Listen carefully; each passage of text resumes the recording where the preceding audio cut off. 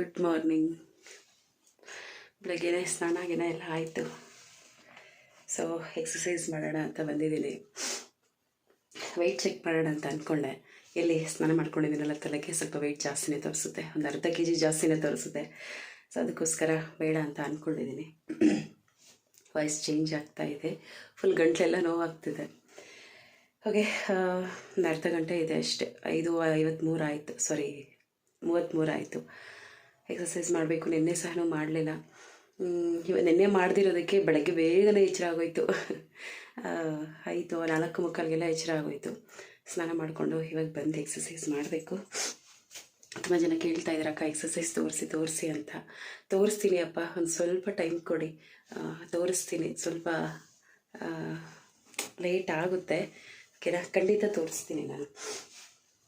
ಏಕೆಂದರೆ ಕ್ಯಾಮ್ರಾ ಸ್ವಲ್ಪ ದೂರ ಇಟ್ಕೋಬೇಕು, ಕ್ಲಿಯರಾಗಿ ಕಾಣಿಸ್ಬೇಕು. ನನಗೆ ಎಕ್ಸಸೈಸ್ ನೇಮ್ ಎಲ್ಲ ಏನೂ ಗೊತ್ತಿಲ್ಲ. ಸುಮ್ಮನೆ ಹಾಗೆ ಒಂದು ಮ್ಯೂಸಿಕ್ ಕೊಟ್ಬಿಟ್ಟು ಹಾಕೋಣ ಅಂತ ಅಂದ್ಕೊಂಡಿದ್ದೀನಿ.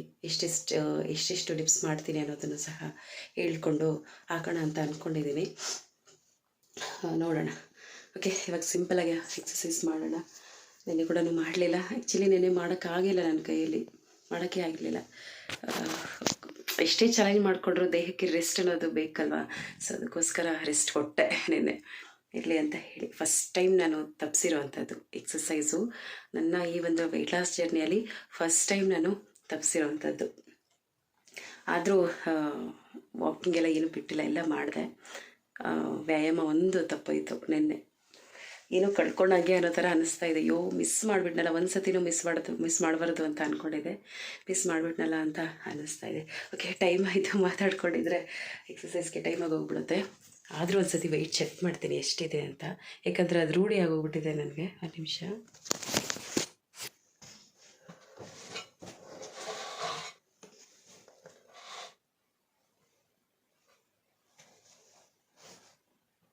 ಹ್ಞೂ 71.75 ತೋರಿಸ್ತಾ ಇದೆ. ಇಲ್ಲಿ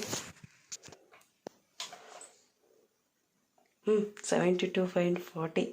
ಫೋನ್ ಇಟ್ಕೊಂಡಿದ್ದಕ್ಕೆ. ಫೋನ್ ಇಟ್ಕೊಂಡಿಲ್ಲ ಅಂದರೆ ಒಂದು ನಿಮಿಷ.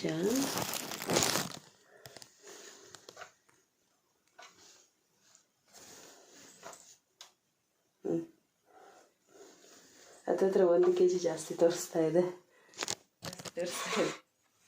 ತಲೆಗೆ ಸ್ನಾನ, ಹೆವಿ ಬಟ್ಟೆ. ಓಕೆ, ಇನ್ನೂ ಒಣಗಿದೆ ನೋಡಿ, ಎಷ್ಟು ತೇವ ಇದೆ. ಜಸ್ಟ್ ಈಗ ತಾನೇ ಟವಲ್ ಬಿಚ್ಚಿದೆ. ಓಕೆ, ಬನ್ನಿ ಎಕ್ಸಸೈಸ್ ಮಾಡೋಣ. ಸೊ ಇವಾಗ ಎಕ್ಸಸೈಸನ್ನು ಸ್ಟಾರ್ಟ್ ಮಾಡ್ತಾ ಇದ್ದೀನಿ. ಬೆಳಗ್ಗೆ ಫ್ರೆಶ್ ಅಪ್ ಆಗಿ ಫ್ರೆಶ್ಶಾಗಿ ಎಕ್ಸಸೈಸನ್ನು ಸ್ಟಾರ್ಟ್ ಮಾಡ್ತಾಯಿದ್ದೀನಿ. ಸ್ಟಿಕ್ಕರೆಲ್ಲ ಏನೂ ಇಟ್ಟಿಲ್ಲಪ್ಪ. ಇನ್ನು ಸ್ನಾನ ಮಾಡ್ಕೊಂಡು ಬಂದೊಳೆ ಏನು ಎಕ್ಸಸೈಸ್ನ ಮಾಡ್ತಾಯಿದ್ದೀನಿ. ನನ್ನ ವೆಯ್ಟ್ ನೋಡಿದ್ರಲ್ವಾ, ಸೊ ಸ್ವಲ್ಪ ಜಾಸ್ತಿ ಆಗಿದೆ. ಹಂಗೆ ಪೀರಿಯಡ್ ಟೈಮಲ್ಲಿ ಸ್ವಲ್ಪ ಜಾಸ್ತಿ ಆಗುತ್ತೆ. ಸೊ ನನಗೇನು ಡಿಸಪಾಯಿಂಟ್ ಇಲ್ಲಪ್ಪ. ನನಗೆ ಗೊತ್ತು ಯಾವ ಟೈಮಲ್ಲಿ ಜಾಸ್ತಿ ಆಗುತ್ತೆ, ಯಾವ ಟೈಮಲ್ಲಿ ಕಮ್ಮಿ ಆಗುತ್ತೆ ಅಂತ ನನಗೆ ಗೊತ್ತು. ಸೊ ನಾನು ನಿಮ್ಗೆ ಹೇಳೋದಾದರೆ, ಏನೋ ಕೆಲವೊಂದು ಸತಿ ವೇಯಿಂಗ್ ಮಿಷಿನಲ್ಲಿ ನಮ್ಮ ವೆಯ್ಟ್ ಜಾಸ್ತಿ ತೋರಿಸಿದ್ರೆ ದಯವಿಟ್ಟು ಬೇಜಾರು ಮಾಡ್ಕೊಳಕ್ಕೆ ಹೋಗ್ಬೇಡಿ. ಅಯ್ಯೋ, ನಾನು ಎಷ್ಟು ಕಷ್ಟಪಟ್ಟು ಮಾಡಿದ್ದೀನಿ, ವೆಯ್ಟ್ ಮುಂದೆನೇ ಹೋಗ್ತಾ ಇಲ್ಲ, ಸ್ಟ್ರಕ್ ಆಗಿದೆ, ಇಲ್ಲ ಜಾಸ್ತಿ ಆಗಿದೆ ಅಂತ ದಯವಿಟ್ಟು ಬೇಜಾರು ಮಾಡ್ಕೊಳ್ಳೋಕ್ಕೆ ಹೋಗಬೇಡಿ. ಪ್ರಯತ್ನ ಪಡ್ತಾ ಇರಿ, ಖಂಡಿತ ಅದು ಮುಂದೆ ಹೋಗುತ್ತೆ, ಕಮ್ಮಿ ಆಗ್ತಾ ಹೋಗುತ್ತೆ. 1 ಸತಿ 2 ಸತಿ ಜಾಸ್ತಿ ಆಗಿದೆ ಅಂದರೆ ಅಲ್ಲಿ ಏನೋ ಒಂದು ಮಿಸ್ ಆಗಿದೆ ಅಷ್ಟೇ. ಅದನ್ನು ನಾವು ಕರೆಕ್ಟ್ ಮಾಡ್ಕೊಂಬಿಟ್ರೆ ಆಟೋಮೆಟಿಕ್ ಅದು ಕಮ್ಮಿ ಆಗ್ತಾ ಹೋಗುತ್ತೆ. ಓಕೆನಾ. ನನ್ನ ವೆಯ್ಟ್ ನೋಡಿ 1 kg ಆಗೋಷ್ಟು ಜಾಸ್ತಿ ತೋರಿಸ್ತಾ ಇದೆ. ಬಟ್ ನನಗೆ ಯಾವುದೇ ರೀತಿಯಾದಂಥ ಡಿಸಪಾಯಿಂಟ್ ಇಲ್ಲ, ಯಾಕಂದರೆ ನನಗೆ ಗೊತ್ತಿದೆಯಲ್ವಾ ಯಾಕೆ ಜಾಸ್ತಿ ತೋರಿಸ್ತಾ ಇದೆ, ಮತ್ತು ಏನು ಮಾಡಿದ್ರೆ ಕಮ್ಮಿ ಆಗುತ್ತೆ ಅಂತ ನನಗೆ ಗೊತ್ತು. ಸೊ ಅದಕ್ಕೋಸ್ಕರ ಇವಾಗ ನಾನು ಒಂದು ಎಕ್ಸಸೈಸನ್ನು ಮಾಡ್ತಾಯಿದ್ದೀನಿ. ಆ್ಯಕ್ಚುಲಿ ಇವತ್ತು ಸೋಮವಾರ. ಇವಾಗಲೇ ನಾನು ಒಂದು ವಾಯ್ಸ್ ಓವರನ್ನು ಕೊಡ್ತಾಯಿದ್ದೀನಿ. ನಿನ್ನೆ ನಾನು ಈ ಒಂದು ವಿಡಿಯೋನ ಅಪ್ಲೋಡ್ ಮಾಡಿದ್ದೆ, ಬಟ್ ಅದರಲ್ಲಿ ಮಕ್ಕಳನ್ನು ತೋರಿಸಿದೆ. ಚಿಕ್ಕ ಮಗಳದು ಗ್ರ್ಯಾಜುಯೇಷನ್ ಡೇ ಇತ್ತು ಸ್ಕೂಲಲ್ಲಿ. ತುಂಬ ಮಕ್ಕಳನ್ನು ತೋರಿಸಿದ್ದಕ್ಕೆ ಟರ್ಮ್ ಆ್ಯಂಡ್ ಕಂಡೀಷನ್ಸ್ ಅಂತ ಒಂದು ಸ್ಟ್ರೈಕ್ ಬಂತು ನನಗೆ. ಸೊ ಅದಕ್ಕೋಸ್ಕರ 2 ಸತಿ ಅಪ್ಲೋಡ್ ಮಾಡಿ ವಿಡಿಯೋನ ಡಿಲೀಟ್ ಮಾಡಬೇಕಾಗಿತ್ತು. ಈ ಯೂಟ್ಯೂಬ್ ಹೆಂಗಂದರೆ ಅರ್ಥ ಮಾಡ್ಕೊಳೋಕ್ಕೆ ಆಗೋದಿಲ್ಲ. ಒಂಥರ ಹೆಣ್ಣಿನ ಮನಸ್ಸಿದ್ದಂಗೆ, ಒಂದು ಹೆಣ್ಣಿನ ಮನಸ್ಸಿದ್ದಂಗೆ ಎಲ್ಲಿ ಏನು ತಪ್ಪಾಗುತ್ತೋ, ಏನು ಕರೆಕ್ಟ್ ಮಾಡ್ಕೋಬೇಕೋ ಏನೋ ಒಂಚೂರೂ ಅರ್ಥ ಆಗೋದಿಲ್ಲ. ನನಗೆ ನಿಜವಾಗ್ಲೂ ಅದು ಅಪ್ಲೋಡ್ ಮಾಡಿ ಸುಮಾರು ಒಂದು 50-60 ವ್ಯೂಸ್ ಹೋಗಿತ್ತು. ಆಮೇಲೆ ಬ್ಯಾನಡ್ ಅಂತ ಬಂತು ವಿಡಿಯೋ. ನನಗೆ ಎಷ್ಟು ಟೆನ್ಷನ್ ಆಗೋಯ್ತಪ್ಪ, ಏನಾಯಿತು ಇದು, ಏನಾಯಿತು ಕಾಪಿರೈಟ್ ಇಶ್ಯೂನಾ ಅಂತ ಅಂದ್ಕೊಂಡೆ. ಬಟ್ ಕಾಪಿರೈಟ್ ಇಶ್ಯೂ ಅಲ್ಲ, ಅದು ಮಕ್ಕಳನ್ನು ತೋರಿಸಿದ್ದಕ್ಕೆ ಅದು ವಿಡಿಯೋನೇ ಬ್ಯಾನ್ ಮಾಡಿಬಿಟ್ಟಿದ್ದಾರೆ. ಸರಿ ಅಂದ್ಬಿಟ್ಟು ಇವಾಗ ನಾನು ಒಂದು ಕ್ಲಿಪ್ಸ್ ಎಲ್ಲ ಡಿಲೀಟ್ ಮಾಡಿ ಮತ್ತೆ ಅಪ್ಲೋಡ್ ಮಾಡ್ತೀನಿ. ಯಾಕಂದರೆ ಈ ಒಂದು ವಿಡಿಯೋ ತೆಗೆಯೋದಕ್ಕೆಲ್ಲ ಎಷ್ಟು ಕಷ್ಟಪಟ್ಟಿರ್ತೀನಿ ಗೊತ್ತಾ. ನಾನು ಸುಮ್ಮನೆ ಅದನ್ನು ಡಿಲೀಟ್ ಮಾಡಿಬಿಟ್ರೆ ಹೆಂಗೆ ಅಂತ ನಿನ್ನೆನೇ ಅಪ್ಲೋಡ್ ಮಾಡೋಣ ಅಂತ ಅಂದ್ಕೊಂಡೆ. ಬಟ್ ಬೇಡ, ಯಾಕೆ ಸುಮ್ಮನೆ ಅಂತ ಹೇಳಿಬಿಟ್ಟು ಒಬ್ಬರು ನನಗೆ ಟೆಕ್ ಚಾನಲ್ ಅವರು ಗೊತ್ತು. ಸೊ ಅವ್ರಿಗೆ ಕಾಲ್ ಮಾಡಿ ಕೇಳಿದ್ದಕ್ಕೆ ಅವರು ಅಕ್ಕ ಇವತ್ತು ವಿಡಿಯೋನೇ ಹಾಕ್ಬಿಡಿ ನೀವು ಅಂತ ಹೇಳಿದ್ರು. ಸರಿ ಅಂದ್ಬಿಟ್ಟು ಮಕ್ಕಳದೆಲ್ಲ ಏನೇನಿದೆ ಸೊ ಅದನ್ನೆಲ್ಲ ಡಿಲೀಟ್ ಮಾಡಿ ಇವಾಗ ವಿಡಿಯೋನ ಅಪ್ಲೋಡ್ ಮಾಡ್ತಾಯಿದ್ದೀನಿ. ಇವಾಗ ವಾಯ್ಸ್ ಓವರ್ ಕೊಡ್ತಾಯಿದ್ದೀನಿ. ಮತ್ತು ಇನ್ನೂ ಒಂದು ವಿಡಿಯೋ ಇದೆ, ಅಂದರೆ ಇದು ಬಂದು 30 ಡೇ 30 ವೆಯ್ಟ್ ಲಾಸ್ ಚಾಲೆಂಜದ್ದು. ನೆಕ್ಸ್ಟು ಮತ್ತೆ ಒಂದು ಮಧ್ಯಾಹ್ನದ ಮೇಲೆ ಹಾಕ್ತೀನಿ ವಿಡಿಯೋ, ಓಕೆನಾ. ಅದಕ್ಕೂ ಇನ್ನೂ ವಾಯ್ಸ್ ಓವರ್ ಕೊಟ್ಟಿಲ್ಲ. ಸಿಕ್ಕಾಪಟ್ಟೆ ಟೆನ್ಷನ್ ಆಗೋಗ್ಬಿಟ್ಟಿತ್ತು ನನಗಂತೂ. ಸೊ ಹಾಗೆ ಕೆಲವೊಂದು ಸತಿ ಯೂಟ್ಯೂಬನ್ನು ಅರ್ಥ ಮಾಡ್ಕೊಳ್ಳೋದಕ್ಕೆ ಆಗಲ್ಲ. ಫಸ್ಟ್ ಟೈಮ್ ನನಗೆ ಈ ಥರ ಬಂದಿರೋದು. ನಾನು ಸುಮಾರು ಸತಿ ತೋರಿಸಿದ್ದೀನಿ ಮಕ್ಕಳನ್ನ, ಯಾಕೆ ಆ ಥರ ಮೇ ಬಿ ಅದರಲ್ಲಿ ಗ್ರ್ಯಾಜುಯೇಷನ್ದು ಡ್ರೆಸ್ ಕೋಡ್ ಇರುತ್ತಲ್ವ, ಸೊ ಅದನ್ನು ಹಾಕ್ಕೊಂಡಿದ್ದಾರೆ. ಅದಕ್ಕೇನಾದರೂ ಆ ಥರ ಬಂತಾ, ಅಥವಾ ನನ್ನ ಮಗಳನ್ನ ಸ್ವಲ್ಪ ಒಂದು ಪ್ಯಾಂಟ್ ಹಾಕ್ಬಿಟ್ಟು ಶರ್ಟ್ ಒಂದು ಹಾಕಬೇಕಾಗಿತ್ತು. ಆ ಒಂದು ಕ್ಲಿಪ್ಪನ್ನು ತೊಗೊಂಡಿದ್ದೆ ನಾನು. ಸೊ ಅರೆಬೆತ್ತಲಲ್ಲಿ ಇದ್ದಾರೆ ಅಂದ್ಬಿಟ್ಟು ಏನಾದರೂ ಆ ಒಂದು ಇದು ಬಂದಿದೆಯೋ ಏನೋ ಒಂಚೂರು ಅರ್ಥ ಆಗಲಿಲ್ಲ ನನಗೆ. ಸರಿ ಅಂದ್ಬಿಟ್ಟು ಕೆಲವೊಂದಷ್ಟು ಕ್ಲಿಪ್ಸನ್ನೆಲ್ಲ ಡಿಲೀಟ್ ಮಾಡಿ ಇವಾಗ ನನ್ನದೇ ಒಂದು ವಿಡಿಯೋ ಹಾಕಿದ್ದೀನಿ. ಸಿಂಪಲ್ಲಾಗಿರುತ್ತೆ ವಿಡಿಯೋ. ತುಂಬ ಚೆನ್ನಾಗಿತ್ತಪ್ಪ. ಗ್ರ್ಯಾಜುಯೇಷನ್ ಡೇ ತುಂಬ ಚೆನ್ನಾಗಿ ನಡೆಸ್ಕೊಟ್ಟಿದ್ರು. ಚೆನ್ನಾಗಿತ್ತು ನೋಡೋದಕ್ಕೆ. ನಿಮಗೂ ಒಂಥರ ಚೆನ್ನಾಗಿರುತ್ತೆ ನೋಡೋದಕ್ಕೆ ಅಂತ ಹಾಕ್ತೆ. ಬಟ್ ಅದು ಆ ರೀತಿ ಆಯಿತು. ಏನು ಮಾಡೋದಕ್ಕಾಗೋದಿಲ್ಲ. ಕೆಲವೊಂದು ಸತಿ ಈ ಥರ ಒಂದು ಸಿಚುವೇಶನ್ಸ್ನೆಲ್ಲ ಎದುರಿಸ್ಬೇಕು. ಸರಿ ಅಂದ್ಬಿಟ್ಟು ಇವಾಗ ವಾಯ್ಸ್ ಓವರ್ ಕೊಟ್ಟು ಮಾತಾಡ್ತಾ ಇದ್ದೀನಿ. ಇದೇ ಒಂದು ವಿಡಿಯೋಗೆ ಇದೆಷ್ಟು 3ನೇ ಸತಿ ನಾನು ವಾಯ್ಸ್ ಓವರ್ ಕೊಡ್ತಾ ಇರೋದು ಇದಕ್ಕೆ. ಇವಾಗ ನನ್ನ ಎಕ್ಸಸೈಸು ಕಂಪ್ಲೀಟಾಗಿ ಆಯಿತು.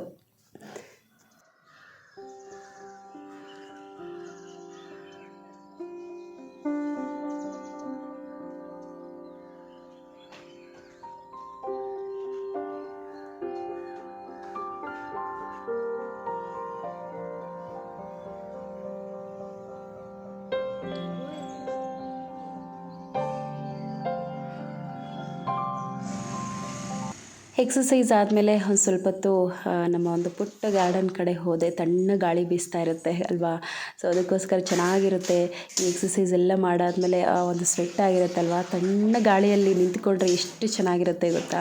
ಸೊ ಇನ್ನು ನಂದು ಆಚೆಗಡೆ ನನ್ನ ರೊಟೀನ್ ಡೈಲಿ ಕೆಲಸ ಏನಿರುತ್ತೆ ಸೊ ಅದನ್ನೆಲ್ಲ ಮುಗಿಸ್ಕೊಂಡು ಇವಾಗ ಕಾಫಿ ಮಾಡೋದಕ್ಕೆ ಬಂದಿದ್ದೀನಿ. ನೋಡ್ತಿರೋರು ಕೇಳ್ಬೋದು, ಮೇಡಮ್ ಏನು ಹಸುಗಳಿಟ್ಕೊಂಡು ಪ್ಯಾಕೆಟೆಲ್ಲನ್ನು ಯೂಸ್ ಮಾಡ್ತಾ ಇದ್ದೀರಾ ಅಂತ ಹೇಳಿ. ಕೆಲವೊಂದು ಟೈಮ್ ಆ ರೀತಿ ಆಗೋಗ್ಬಿಡುತ್ತೆ. ಏಕೆಂದರೆ ವರ್ತನೆ ಮನೆಗಳಿಗೆ ಹಾಕ್ತೀವಲ್ಲ, ಇವಾಗ ಬೇಸಿಗೆ ಬೇರೆ, ಹಸುಗಳಲ್ಲಿ ಹಾಲು ಕಮ್ಮಿ ಬರೋದು. ಸೊ ಅದಕ್ಕೋಸ್ಕರ ವರ್ತನೆ ಮನೆಗಳಿಗೆ ನಾವು ಹಾಲು ವರ್ತನೆ ಮನೆಗಳಿಗೆ ಕೊಟ್ಬಿಡ್ತೀವಿ.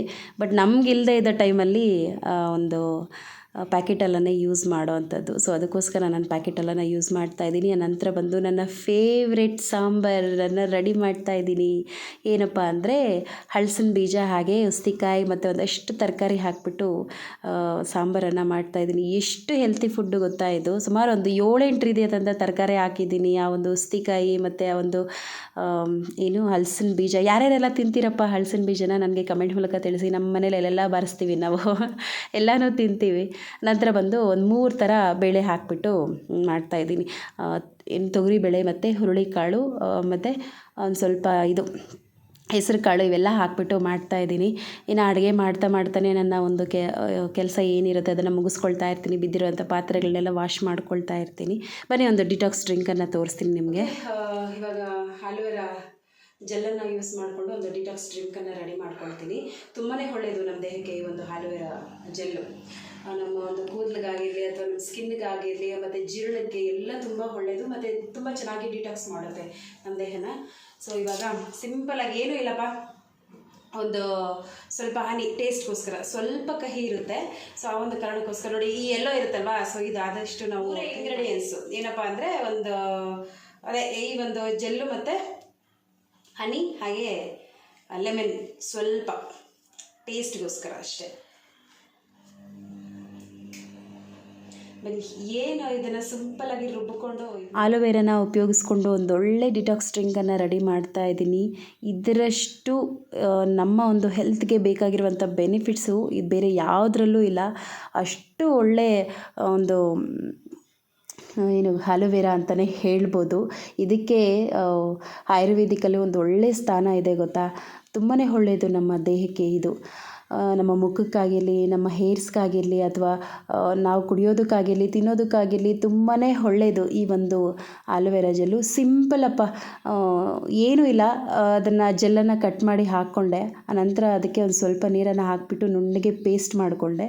ಸೊ ಇನ್ನು ಪೇಸ್ಟನ್ನು ಇನ್ನೊಂದು ಲೋಟಕ್ಕೆ ಹಾಕ್ಕೊಂಡು ಸ್ವಲ್ಪ ನೀರನ್ನು ಸೇರಿಸ್ಕೊಂಡೆ. ಅದಕ್ಕೆ ಸ್ವಲ್ಪ ಕಹಿ ಇರುತ್ತೆ, ಅದಕ್ಕೋಸ್ಕರ ಸ್ವಲ್ಪ ಜೇನುತುಪ್ಪನ ಹಾಕ್ಕೊಳ್ತಾ ಇದ್ದೀನಿ. ಆನಂತರ ಒಂದು ಲೆಮನ್, ಒಂದು ಸ್ವಲ್ಪ ಒಂದು 4-5 ಡ್ರಾಪ್ ಆಗುವಷ್ಟು ಲೆಮನ್ ಜ್ಯೂಸನ್ನು ಹಾಕ್ಕೊಳ್ತಾ ಇದ್ದೀನಿ. ಸಿಂಪಲಾಗೆ ರೆಡಿ ಆಗುತ್ತೆ. ಒಂದೊಳ್ಳೆ ಡಿಟಾಕ್ಸ್ ಡ್ರಿಂಕ್ ಅಂತಲೇ ಹೇಳ್ಬೋದು ಈ ಒಂದು ಡ್ರಿಂಕು. ಓಕೆ, ಟೈಮ್ ಆಯಿತು ಅವಳನ್ನ ಕರ್ಕೊಂಡು ಹೋಗೋದಕ್ಕೆ. 10 ಗಂಟೆಗೆ ಅಲ್ಲಿರಬೇಕು ಅಂತ ಹೇಳಿದರೆ 9:45 ಆಯಿತು. ಇದೇ ಡ್ರೆಸ್ ಹಾಕ್ಕೊಂಡು ಹೋಗ್ತೀನಿ ಸಿಂಪಲಾಗಿ. ಊಟ ಮಾಡಿಸ್ಲಿಲ್ಲ, ಇನ್ನು ತಲೆ ಬಚ್ಚಬೇಕು, ತಲೆ ಇನ್ನೂ ಒಣಗಲಿಲ್ಲ. ಓಕೆ ಬನ್ನಿ, ಅಲ್ಲೇನೇನೆಲ್ಲ ನಡೆಯುತ್ತೆ ಏನು ಅನ್ನೋದನ್ನು ಸಣ್ಣ ಸಣ್ಣ ಕ್ಲಿಪ್ಸ್ ಹಾಕ್ತೀನಿ ಅಷ್ಟೇ. ಬನ್ನಿ ಹೊರಡೋಣ. ಸ್ವಲ್ಪ ಕಹಿ ಇರುತ್ತೆ, ಬಟ್ ತುಂಬಾ ಒಳ್ಳೆಯದಪ್ಪ ಹೆಲ್ತ್ಗೆ. ತೊಗೊಳ್ಳಿ, ಯಾವಾಗಾದರೂ ಒಂದೊಂದು ತೊಗೊಂಡ್ರೆ ಏನೂ ಆಗೋದಿಲ್ಲ. ಓಕೆನಾ, ಆರಾಮಾಗಿ ತೊಗೋಬೋದು. ಸ್ಕಿನ್ಗೆ ಮತ್ತು ಹೇರ್ಗೆಲ್ಲ ತುಂಬಾ ಒಳ್ಳೆಯದು ಆ ಒಂದು ಡಿಟಾಕ್ಸ್ ಡ್ರಿಂಕ್, ಏನು ಆಲೋವೆರಾ ಡ್ರಿಂಕು. ಓಕೆನಾ, ಟೈಮ್ ಆಯಿತು ಮಾತಾಡೋದು ಕೂಡ. ಇವಾಗ ನನ್ನ ಟೈಮ್ ಎಲ್ಲ ಕೆಲಸ ಮುಗಿಸ್ದೆ. ಇವಾಗ ಮನೆಯೆಲ್ಲ ಗೂಡಿಸಿ ಅಡುಗೆ ಕೂಡ ಮಾಡಿಬಿಟ್ಟೆ. ಇಲ್ಲಿ ಮುದ್ದೆ, 4 ಮುದ್ದೆ, ನನ್ನ ಫೇವ್ರೆಟ್ ಸಾಂಬಾರು. ಯಾವಾಗ ತಿಂತೀರೋ, ಯಾವಾಗ 11:30 ಆಗುತ್ತೆ ಅಂತ ಕಾಯ್ತಾ ಇದ್ದೀನಿ ಇಲ್ಲಿ.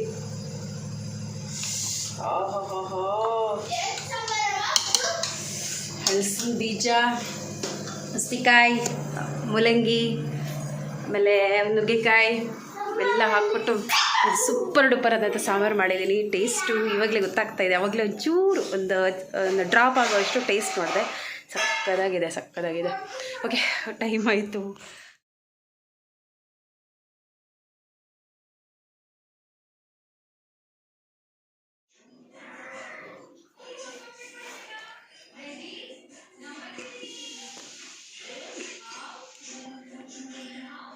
ಸೊ ಇವಾಗ ಊಟ ಮಾಡ್ತಾಯಿದ್ದೀನಿ. ಸಿಕ್ಕಾಪಟ್ಟೆ ಹಸುವಾಗ್ತಾ ಇದೆ. ಅವಳಿಗೆ ಇನ್ನೂ ತಲೆ ಬಾಚಬೇಕು. ಊಟ ಮಾಡಿಬಿಟ್ಟು ಆಮೇಲೆ ತಲೆ ಬಾಚಿಬಿಟ್ಟು ಸ್ಕೂಲ್ಗೆ ಕಳಿಸ್ತೀನಿ. ಅಯ್ಯಪ್ಪ, ಇವತ್ತೇನು ಮಾತಾಡಲ್ಲ ಊಟ ಮಾಡುವಾಗ. ಸೈಲೆಂಟಾಗಿ ಊಟ ಮಾಡಿಬಿಟ್ಟು ಬೇಗ ಎದ್ದೊಳ್ತೀನಿ. ಅವಳು ಸ್ಕೂಲ್ಗೆ ಕಳಿಸ್ಬೇಕು. ಟೈಮ್ ಆಯಿತು, 12:15 ಆಯಿತು. ಸೊ ಅದಕ್ಕೋಸ್ಕರ ಗ್ರ್ಯಾಜುಯೇಷನ್ ಡೇ ಮುಗಿಸ್ಕೊಂಬಂದೆ. ನನ್ನ ಒಂದು ಕೆಲಸಕ್ಕೆ ಜಾಯ್ನ್ ಆಗ್ತಾಯಿದ್ದೀನಿ. ಇವತ್ತು ಏನಾದರೂ ಮಾಡಿ ಕಬೋರ್ಡ್ಸಲ್ಲಿರೋವಂಥ ಬಟ್ಟೆಗಳೆಲ್ಲ ಫೋಲ್ಡ್ ಮಾಡಿಬಿಡ್ಬೇಕಂತ ಡಿಸೈಡ್ ಮಾಡಿಕೊಂಡು ಇಳಿದಿದ್ದೀನಿ ಅಖಾಡಕ್ಕೆ. ಇವಾಗ ಎಲ್ಲ ಒಂದು ಕಡೆಯಿಂದ ಧೂಳೆಲ್ಲ ಉದುರಿಸ್ಕೊಂಡು, ನನ್ನ ಒಂದು ಕಬೋರ್ಡ್ಗೆ ಫಸ್ಟು ಧೂಳೆಲ್ಲ ಇತ್ತು. ಸೊ ಅದನ್ನು ಇವಾಗ ಉದುರಿಸ್ಕೊಂಡು ಒಂದೊಂದೇ ಫೋಲ್ಡ್ ಮಾಡ್ತಾಯಿದ್ದೀನಿ. ನಮ್ಮ ಅಣ್ಣನ ಮದುವೆಗೆ ತೊಗೊಂಡಿರೋಂಥ ಸ್ಯಾರಿ ನೋಡಿ, ನನ್ನ ಫೇವ್ರೆಟ್ ಸ್ಯಾರಿ ಇದು. ತುಂಬ ಚೆನ್ನಾಗಿ ಕಾಣಿಸುತ್ತೆ, ಬಾಟಲ್ ಗ್ರೀನ್. ಅದಕ್ಕೆ ಪಿಂಕ್ ಕಲರ್ ಬ್ಲೌಸು ಮತ್ತು ಪಿಂಕ್ ಕಲರ್ ಪಲ್ಲು ಈ ರೀತಿ ಕುಚ್ಚಾಕ್ಸಿದ್ದೀನಿ. ಅದಕ್ಕೆ ಹೀಗೆ ತುಂಬ ಚೆನ್ನಾಗಿದೆ ಸ್ಯಾರಿ ಇದು. Green colour and pink colour ಏನೋ ಬಾರ್ಡರ್ ಬಂದಿದೆ ಇದಕ್ಕೆ. ಇಲ್ಲಿ ಪಿಂಕ್ ಕಲರ್ ಮತ್ತು ಗ್ರೀನ್ ಕಲರ್. ಕುತ್ಕೋ, ಅಲ್ಲೇ ಕುತ್ಕೋ. ನಿಮ್ಮ ಥರ ಇದು ಹೋಗಿದ್ದು ಒಳಗಡೆಗೆ.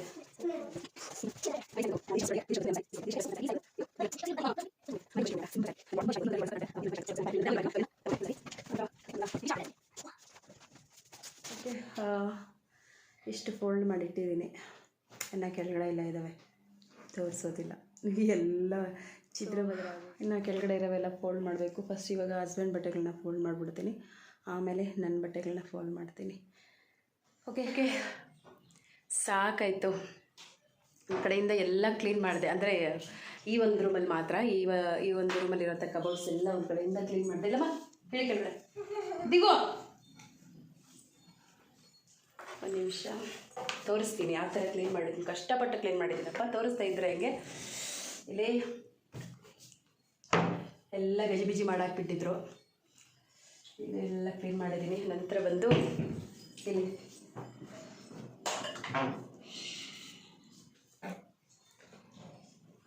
ಸ್ವಲ್ಪನೇ ಇರೋದು, ಏನು ಸಾಮಾನೆಲ್ಲ ಇಡೋದಕ್ಕೆ ಸ್ವಲ್ಪ ಸಾಮಾನೇ ಇರೋದು, ಬಟ್ ಅದನ್ನು ಕ್ಲೀನಾಗಿ ಇದು ಮಾಡಲ್ಲ. ಇವಾಗ ಈ ಥರ ಇಟ್ಟಿದ್ದೀನಿ. ಏನು ಮಾಡ್ತಾರೋ ಇಲ್ಲಿ ನನ್ನ ಬಟ್ಟೆಗಳು ಎಲ್ಲ ಫೋಲ್ಡ್ ಮಾಡಿದ್ದಾಯ್ತು. ಆ ಸೀರೆಗಳು ಮಾತ್ರ ಉಡೋದೇ ಇಲ್ಲ, ರಾಶಿಗಟ್ಟಲೆ ಗುಡ್ಡೆ ಹಾಕ್ಕೊಂಡಿದ್ದೀನಿ. ಇದು ಬಂದು ಹಸ್ಬೆಂಡ್ದು ಮತ್ತು ಚಿಕ್ಕ ಮಗಳದು ನಿರೀಕ್ಷಾದು. ಬಾಬಾ ಫೋಲ್ಡ್ ಮಾಡಿದ ಕೈಯೆಲ್ಲ ನೋವುತ್ತೆ. ಇವಿಷ್ಟು ಕಬೋರ್ಡ್, ಈ ಒಂದು ರೂಮಲ್ಲಿ ಕಬೋರ್ಡಲ್ಲಿ ಕ್ಲೀನ್ ಆಯಿತು ಬಟ್ಟೆಗಳೆಲ್ಲ. ಆ ರೂಮ್ಗೆ ನಾಳೆ ಇಳಿಬೇಕು. ಬಟ್ಟೆ ಒಂದು ಕ್ಲೀನಾಗಿ ಹೋಗ್ಬಿಟ್ರೆ ಆಲ್ಮೋಸ್ಟ್ ಒಂದು ಅರ್ಧ ಭಾಗ ಕೆಲಸ ಮುಗ್ದಂಗೆ. ಇನ್ನೂ ಒಂದು ವಾರ ಇದೆ ಹಬ್ಬ. ಏನು ಗೊತ್ತಾ, ಈ ಯುಗಾದಿ ಹಬ್ಬಕ್ಕೆ ಕ್ಲೀನ್ ಮಾಡ್ಕೊಂಬಿಟ್ರೆ ಮತ್ತೆ ನಾಳೆ ಅಂತೀನಿ, ಊರ ಹಬ್ಬಕ್ಕೆ ಸ್ವಲ್ಪ ಈಸಿ ಆಗುತ್ತೆ. ಇವಾಗ ಡೀಪಾಗಿ ಕ್ಲೀನ್ ಮಾಡ್ಕೊಂಬಿಟ್ರೆ ಊರ ಹಬ್ಬಕ್ಕೆ ಸ್ವಲ್ಪ ಲೈಟಾಗಿ ಕ್ಲೀನ್ ಮಾಡಿಕೊಂಡ್ರೆ ಸರಿ ಹೋಗುತ್ತೆ ಅಂತ ಹೇಳಿ ಒಂದು ಕಡೆಯಿಂದ ಮಾಡ್ತಾಯಿದ್ದೀನಿ. ಫುಲ್ಲು ಹಸುವಾಗ್ತಾಯಿದೆ, ಅಂದರೆ ಸಿಕ್ಕಾಪಟ್ಟೆ ಹಸುವಾಗ್ತಾಯಿದೆ. ಏನು ತಿನ್ನೋದು ಏನು ಬಿಡೋದು ಅಂತ ಯೋಚನೆ ಮಾಡ್ತಾಯಿದ್ದೀನಿ. ಅದು ಗೋಧಿ ದೋಸೆ ಹಾಕ್ಕೊಂಬಿಡೋಣ ಅಂತ ಅಂದ್ಕೊಂಡಿದ್ದೀನಿ. ಕಡಲೆಪುರಿ ತಿಂತಾಯಿದ್ದೀನಿ. ಹಸು ತಡ್ಕೊಳಕ್ಕೆ ಆಗ್ತಾಯಿಲ್ಲ. ಬಟ್ಟೆ ಎಲ್ಲ ವಾಶ್ ಮಾಡಿರೋದು ಫೋಲ್ಡ್ ಮಾಡಬೇಕು. ಅದೇ ಗೋಧಿ ದೋಸೆ ಹಾಕ್ಕೊಳ್ಳೋಣ ಅಂತ ಅಂದ್ಕೊಂಡಿದ್ದೀನಿ. ಟೈಮ್ ಆಗೋಯ್ತು, ನಾನು ಊಟದ ಟೈಮು ಇವಾಗ 5:30. ಓಕೆ, ಗೋಧಿ ದೋಸೆನೇ ಹಾಕ್ಕೊಂಬಿಡ್ತೀನಿ. ಗೋಧಿ ದೋಸೆ ಹಾಕ್ಕೊಂಡು ಆಮೇಲೆ ಸಿಗ್ತೀನಿ. ನನ್ನ ಈವ್ನಿಂಗ್ ಡಿನ್ನರ್ ಬಂದು 2 ಗೋಧಿ ದೋಸೆ ಮತ್ತು ಸಾಂಬಾರು ಇತ್ತಲ್ವ, ಸೊ ಅದನ್ನೇ ತೊಗೊಂಡಿದ್ದೀನಿ. ಇದಾಗಿತ್ತಪ್ಪ ಇವತ್ತಿನ ಒಂದು ಸಿಂಪಲ್ ವಿಡಿಯೋ. ಈ ವಿಡಿಯೋ ಇಷ್ಟ ಆದರೆ ಪ್ಲೀಸ್ ಲೈಕ್ ಮಾಡಿ, ಶೇರ್ ಮಾಡಿ, ಕಮೆಂಟ್ ಮಾಡಿ. ಹೊಸಬರು ನೋಡ್ತಿರೋ ಪ್ಲೀಸ್ ಸಬ್ಸ್ಕ್ರೈಬ್ ಮಾಡ್ಕೊಂಡು ಸಪೋರ್ಟ್ ಮಾಡಿ. ಒಂದಿನನೂ ಮಿಸ್ ಮಾಡದೆ ವಿಡಿಯೋ ಹಾಕಬೇಕು ಅಂತ ಡಿಸೈಡ್ ಮಾಡ್ಕೊಂಡಿದ್ದೀನಿ. ಸೊ ವಿಡಿಯೋ ಹಾಕೇ ಹಾಕ್ತೀನಿ. Thank you for the watching. Bye bye.